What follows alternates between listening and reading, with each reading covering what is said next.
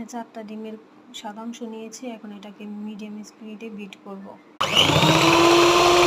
এখানে half cup চিনি নিয়েছি, এখন একটু একটু করে দিয়ে বিট করব। ডিমের কুসুমটা দিয়েছি, এখন 30 সেকেন্ড বিট করব। ভ্যানিলা এসেন্স 1 টেবিল চামচ, রান্নার রেগুলার তেল দিয়ে দিব 4 টেবিল চামচ। এখন 10 সেকেন্ড বিট।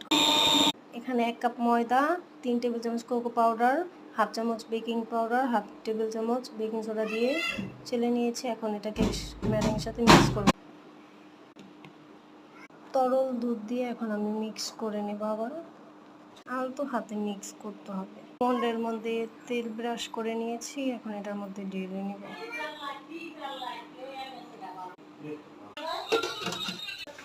অনেক রাত হয়ে গেছিল, তাই আর আমি পরের ভিডিওগুলো করিনি। এই যে আমার কেকের ফাইনাল লুক। প্লিজ আমার চ্যানেলটিকে সাবস্ক্রাইব করে দেবেন। আসসালামু আলাইকুম।